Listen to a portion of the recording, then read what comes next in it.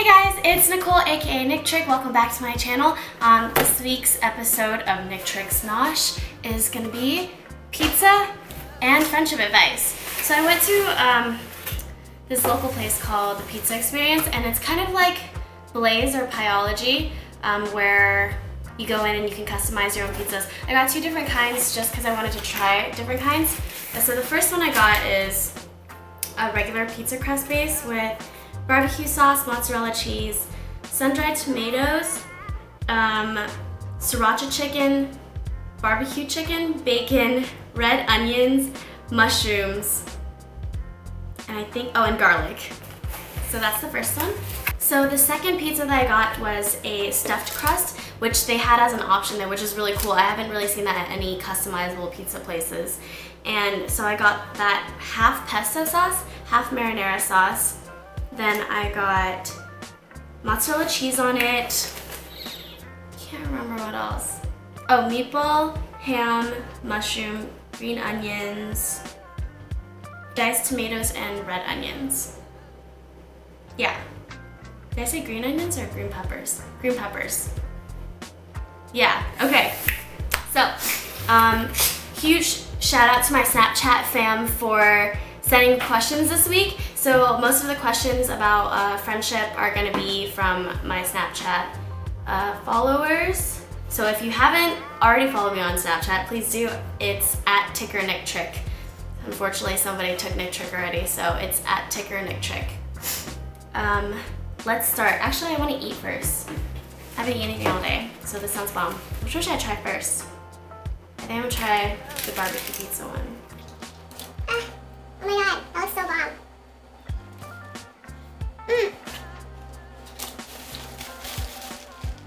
Oh my god, so good. I think my favorite kind of pizza is usually barbecue chicken.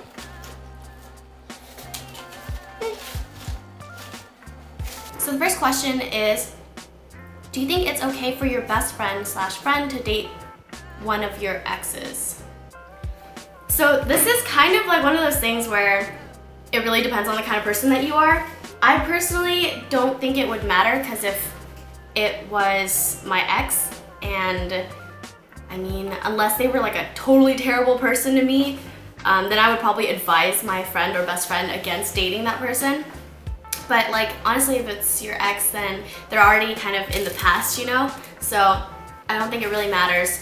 As long as they're respectful and they tell you about it, don't be like sneaky about it, because there's no reason to be sneaky, I guess. Honesty is always the best policy. Yeah.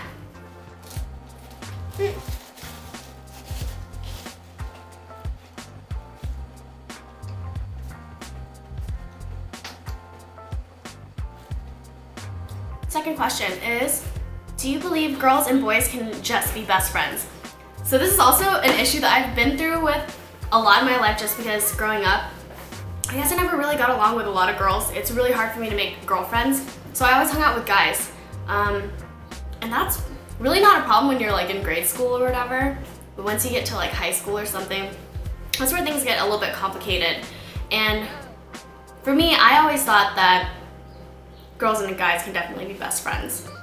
And it's true, you can be, but it's hard because at some point, I think one of you guys always ends up catching feels, and that's what makes it difficult, because you're like, well, now what do? We don't want to end this friendship, or we don't want to make this friendship weird if something bad goes between us in a relationship.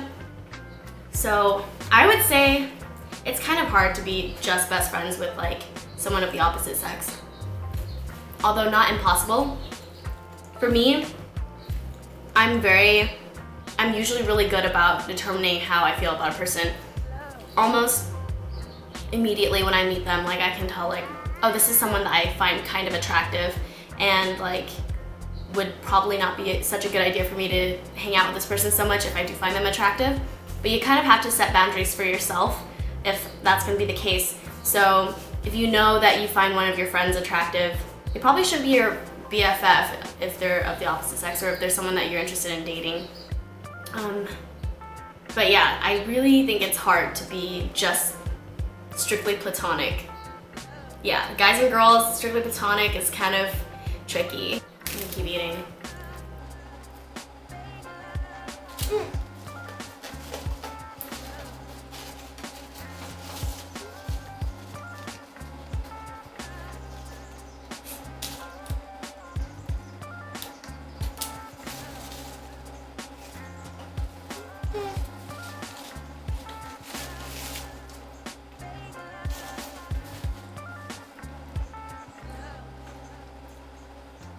I'm gonna try this one now.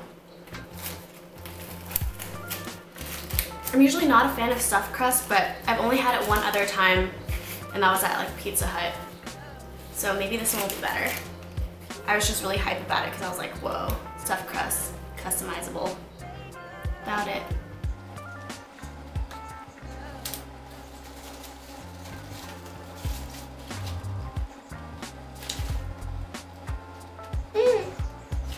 Sorry, that was such a delayed reaction.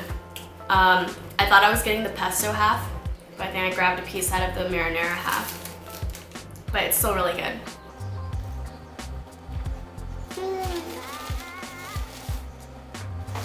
Oh man. That stuffed crust is really good. Really, really nice.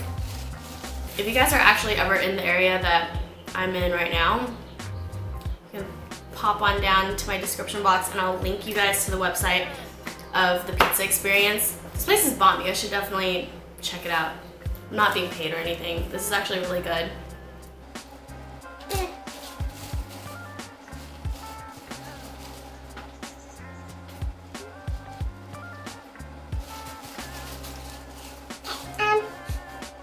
Next question is, what is your definition of a best friend? I don't have too many best friends in my life, and I'm usually not someone who's super quick to call someone my best friend because I feel like that's a really important label, just kind of like you wouldn't throw out the term love romantically in a relationship unless you really meant it. I don't really call people my best friends unless I really mean it. And for me, I think being a best friend means that you can definitely count on that person. And for people who I consider to be my best friends, I would drop everything and anything. Like if they were in trouble at like in the middle of the night, like I would be there for them. And someone is usually my best friend if we've been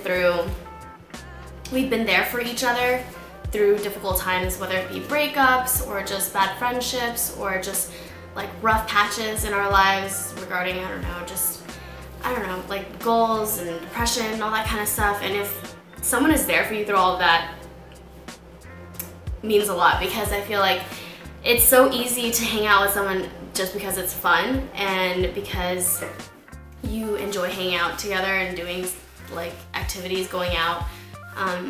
But it's an entirely different thing to be there for someone when times are like tough, you know? And so I don't necessarily think that friends who can't handle stress together aren't good friends. It just means that they're what I like to call fair weather friends. So they'll be there for you and everything will be all peachy and your friendship will probably be great if things are going well for them and things are going well for you.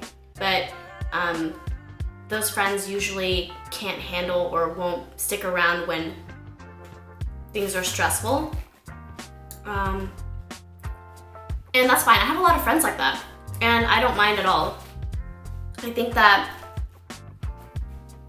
for me though, best friend should be there like ride or die. Literally the term of that meaning is like ride or die. And once I pick someone to be my best friend, I kind of feel like they should be there for me and I would equally be there for them no matter what. It's maybe not to the extent of like a significant other, but they're definitely gonna be there and I would be there for my best friends if they ever needed anything. Or even I have best friends who live so far away and I still feel so close to them because when we do talk, it's very meaningful conversation and it's someone that I can share my deepest thoughts with and seek advice without judgment. And I think that's what a best friend is to me. Yeah, that was a really long drawn answer, but I hope that made sense.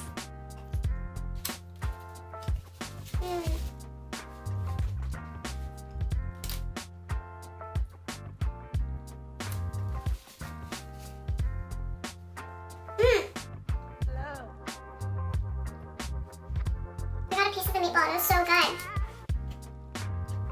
So delicious.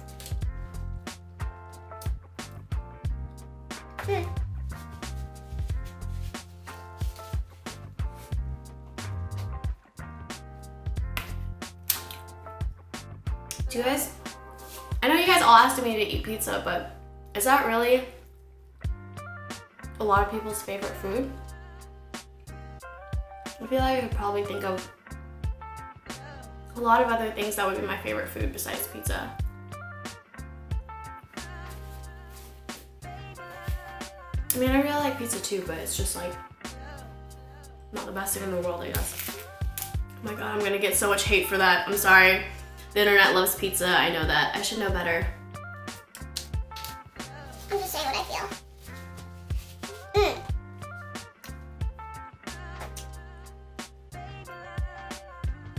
Next question. Do you have any tips on making new friends and where to find them? Okay, I think this question depends on where you are in life. I remember in high school, usually making new friends means joining clubs, and I think, I don't know, if I remember correctly, high school is kind of cliquey. So you have groups, and if you're at a really big school, sometimes it can be hard to navigate between those cliques and those groups. But it is definitely possible if you have mutual friends, or if you just make friends from classes. Tips on making new friends: be really open-minded. Don't close yourself off too much regarding your interests and your hobbies, because you can always stand to learn something new about other people and about yourself, and you never know what kind of hobbies or interests you'll discover along the way if you're just open-minded about those kind of things, and then you'll naturally make friends in those new areas of interest.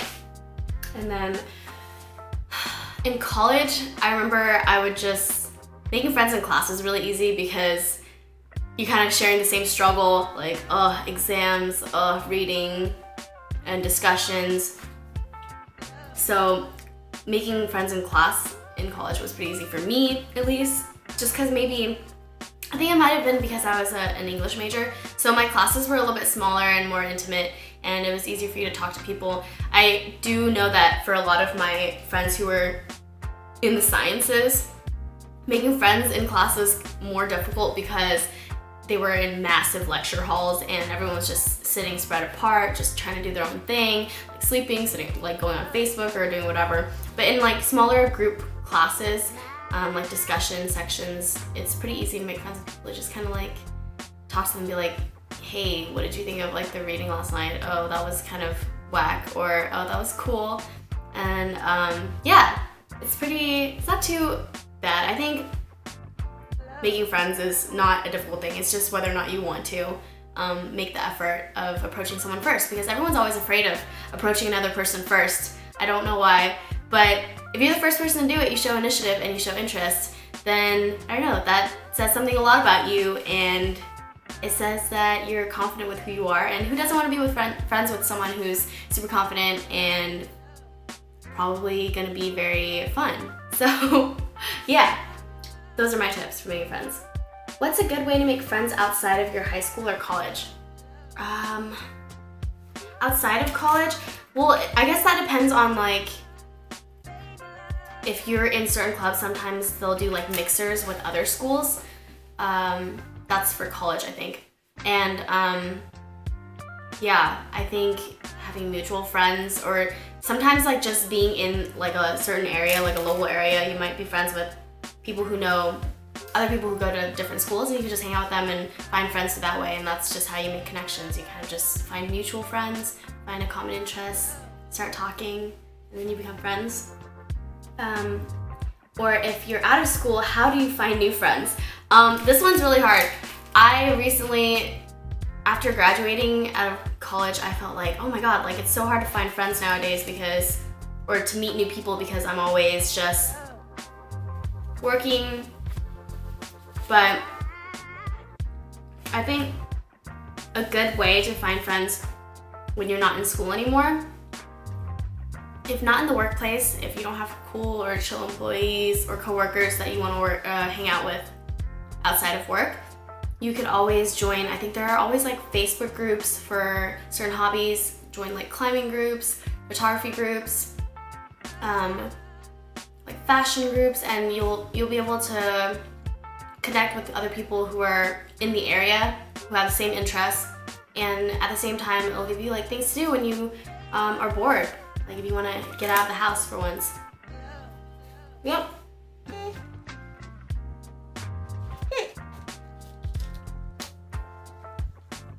I think I definitely like the barbecue pizza better.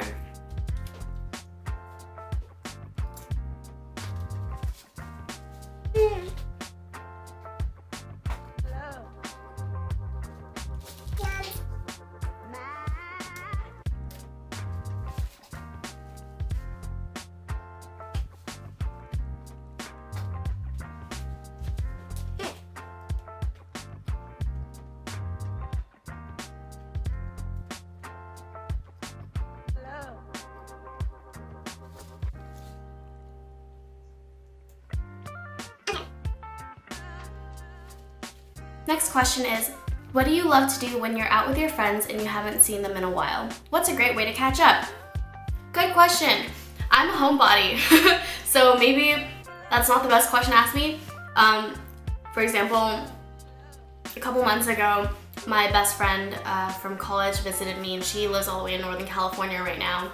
And so she visited me for a weekend, and we were like, yeah, let's go out. Let's like go have a girls' night and go get drinks and catch up and all that stuff. You know what normal people probably would do. Go out to bars if you're of drinking age, go to clubs together, or just have a cute like wine and dine night. But my friend and I literally, we Ubered to dinner, had like such a delicious meal together because we're foodies, and then we went back to my place, popped a bottle of wine, and we just sat at home, marathoned How I Met Your Mother, and drank wine for the rest of the night. So, I mean, if you haven't seen your friends in a while, I think there's a lot for you to catch up on. And I'm not saying that it's a bad thing to go to bars or to like have a good time, go out, have a girls' night. But I feel like you would have a lot to talk about, and so maybe staying in or just having a really chill night out together is probably the best way to catch up with someone, especially if you're gonna go to like maybe a cute loungy kind of place for a meal or a drink. Then you can definitely talk because like the noise level won't be like ridiculous if you went to a bar or a lounge, or if you went to a bar or a club, it would be like really crazy and you probably wouldn't be able to catch up at all. But it depends on what kind of friendships you have and what kind of friends you have and what your common interests are. You could always like go out and spend a day just exploring the city. I have a couple friends who I used to like doing that with, just going out and like shooting things, photography wise. But yeah, definitely chill night in is best way for me to catch up with my friends. Yeah. Next question. What if me and my best friend like the same guy? Whoa, okay. I don't know, to be fair, if you and your best friend like the same guy, I don't think that you guys should be competitive about it, but it is kind of like every man for himself, kind of, in a way. You don't want to be like, oh, like, try to fight each other over this guy, but at the same time, I would say you guys should both show this guy equal interest and see what he does. And if he ends up liking one of you guys, then you guys are best friends, you guys should be happy for each other if one of you guys get him, you know? But if he doesn't like either of you guys, then, well, there you have it. Problem solved.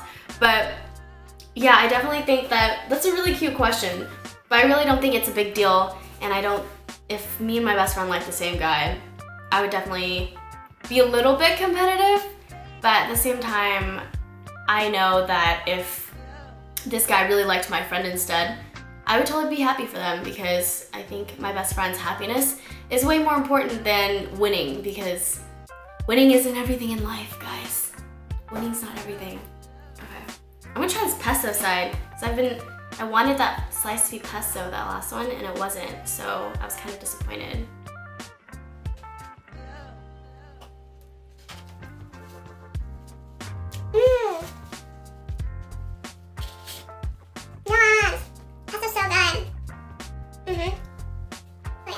besides barbecue pizza, I usually like pesto on my pizza.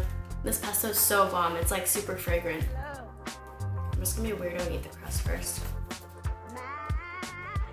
I know so many people who don't eat the crust of their pizza, and it really confuses me because I feel like the crust is the best part.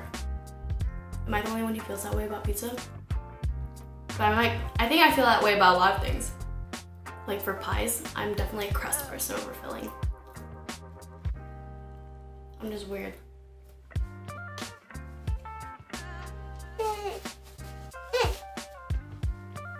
Next question.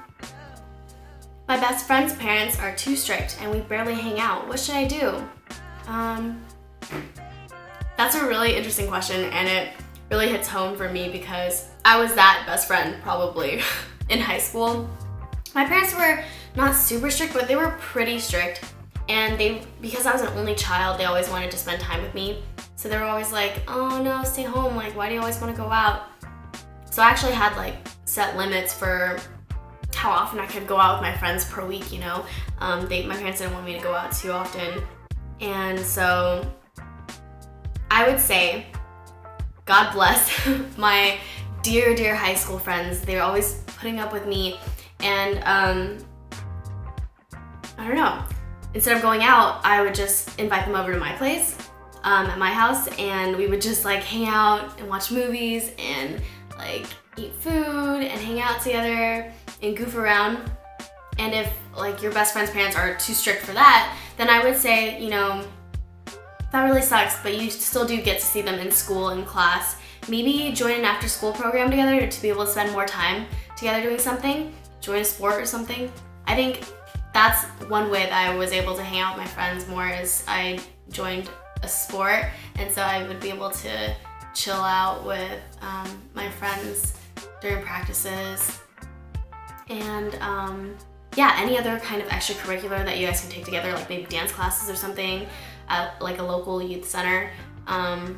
That's a really good way to be able to hang out, and your parents can't really object to you wanting to do more extracurricular activities because it's good for you to get out of the house and to expand your horizons and to learn new skills. So yeah.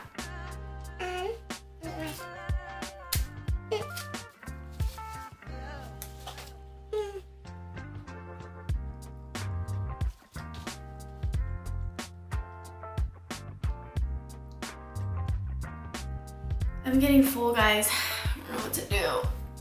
I don't know how the other mukbang BJs do it. They just eat so much, like, copious amounts of food. I can barely finish 3 slices.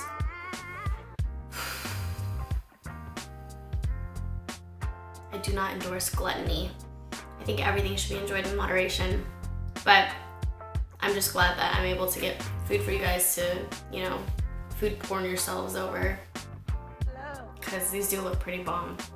Maybe I should take some pictures. Oh man, I should have taken pictures before I eaten it. Oh, I'm so full now though.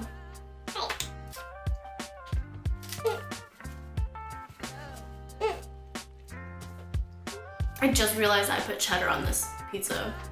That tastes pretty good actually.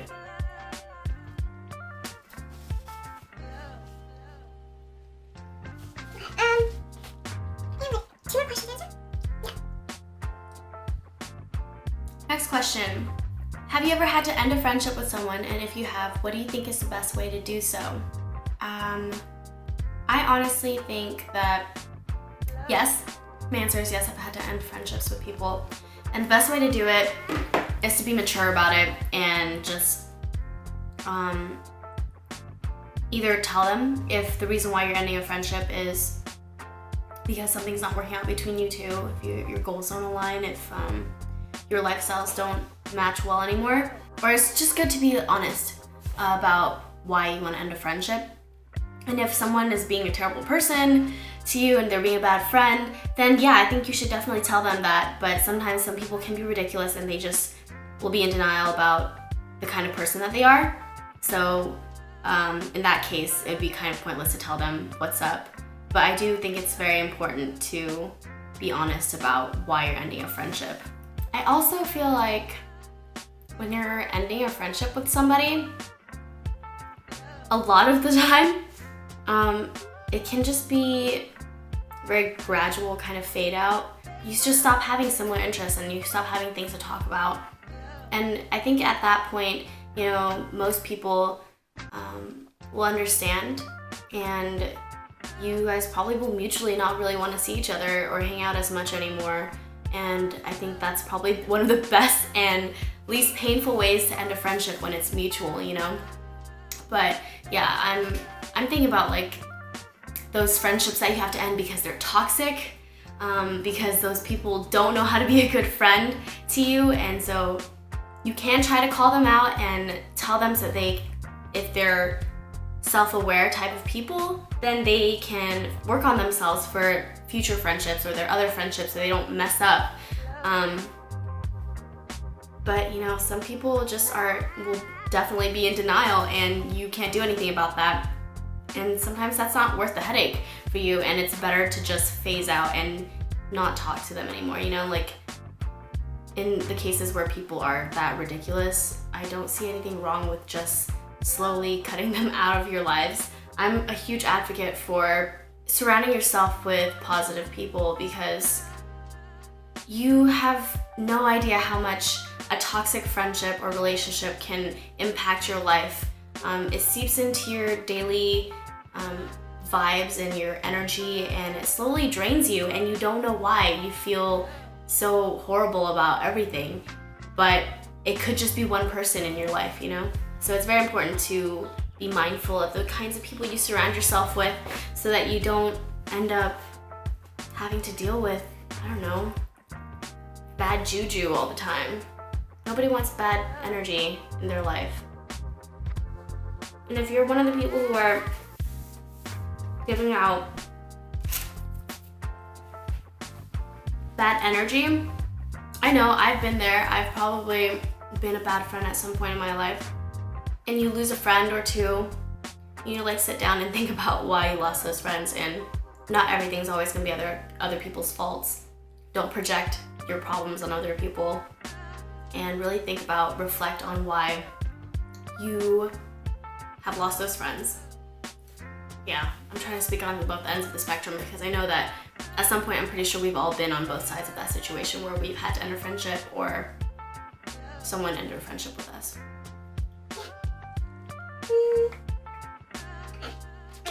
Answer one last question, you guys.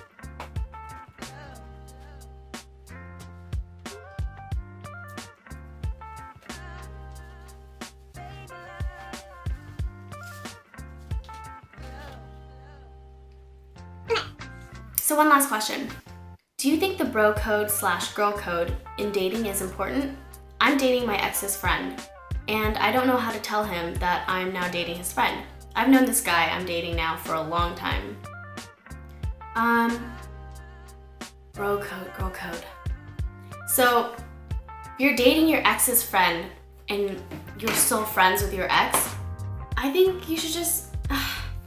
I really don't believe in like the whole bro code, girl code thing, because I feel like love and relationships is one of those things that are so complicated that, you know, when you find someone that can make you happy and that you're happy being yourself with, and you enjoy spending your time with, I really don't think bro code and girl code really matters. Like, yeah, it might be awkward, but if they're like a good friend and they're a true friend, they will be understanding, or they should be understanding, you know? Yeah, it might be kind of uncomfortable. That's definitely happened to me before, where someone started dating my ex, and I was just like, oh, okay. And it was like one of my friends, you know, from like that I've known for a long time, and I was also friends with my ex, and so finding this out was a little bit weird for me, but you know, I was at the point, I think maybe we should talk about timeline. Like time-wise, maybe if you started dating your ex's friend right after you guys broke up, I think that could be problematic, because there's still a lot of residual feelings. There might be feelings of resentment, and that your ex still might love you, you know, and in that case, I think I would try to keep it under wraps for a little while. But I still think being honest is like the best thing to do. If you still have a good relationship with your ex and you're still talking to them, then you should just tell them, be honest, because at some point this person was someone that you shared everything with, and so I don't see why you can't be honest with them about your current love life. Just don't rub it in their face, you know, just give them a heads up and be like, hey, yo, so like I know this is a little weird, but I'm dating your friend now, but like we're really happy and I just wanted you to know because that's the respectful thing to do. Otherwise, I'm pretty sure your ex would find out from their friend anyways. So yeah, I don't believe in bro code, girl code things. I think being mature and honest and level when it comes to anything that has to do with romantic relationships is so important. I don't know why both girls and guys do this. They like work themselves up into this primal mode where everything becomes a competition. Nothing has to be a competition. Like, you just have to be very open and honest with all parties involved. Those are all the questions for this week, and I'm sorry I barely ate like 3 slices, but I really can't handle anymore and I don't want to pass out on camera. That would be really, really unattractive if I just blacked out right now. I want to say thank you so much for tuning in to these episodes of Nictrick's Nosh every single week. I love you guys so much, and thank you for always responding to me and interacting with me on Snapchat and on Instagram and on Twitter. Yeah, definitely keep your eyes peeled on all of my platforms. I'll either be asking for questions on my Instagram weekly or Snapchat or Twitter. I love you guys so much. Thank you so much for watching. Please let me know below what you want me to eat next week and what you want me to talk about next week.